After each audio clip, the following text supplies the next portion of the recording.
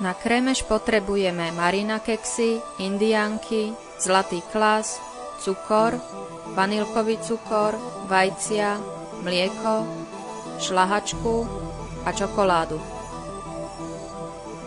Najprv si pripravíme vyšší plech, do ktorého poukladáme keksy.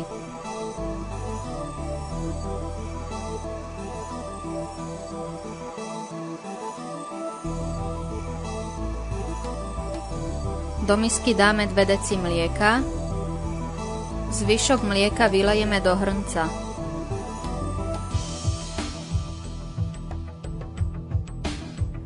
Oddelíme si vaječné bielky a žltky dáme do mlieka.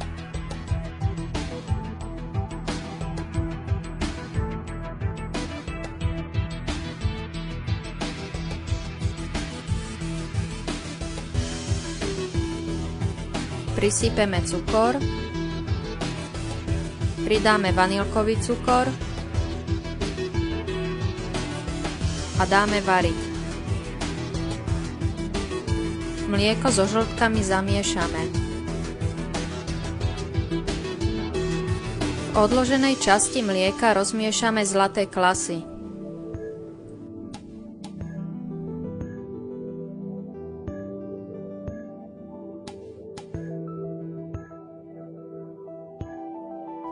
Zmes vylejeme do horúceho mlieka a uvaríme puding.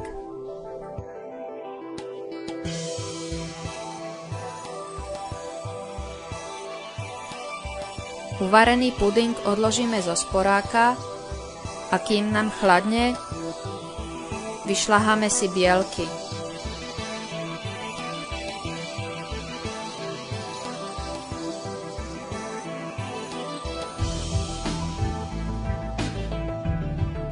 Bielkovú penu opatrne vmiešame do pudingu.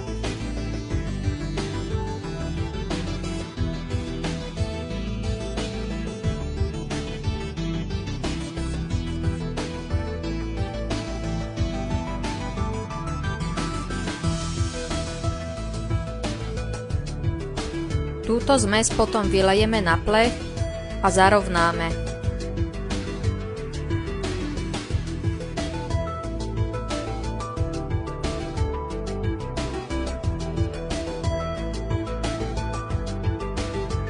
Navrch poukladáme ostatné keksy.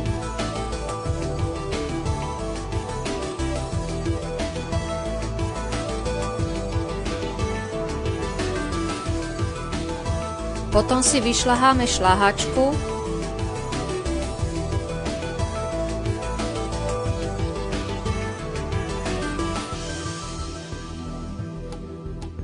pridáme do nej trochu cukru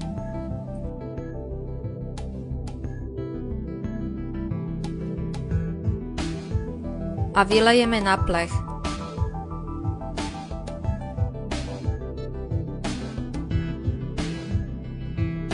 Šľahačku zarovnáme a na záver posypeme čokoládou. Krémež dáme do chladničky stuhnúť. Po 4 hodinách nakrájame a naservírujeme.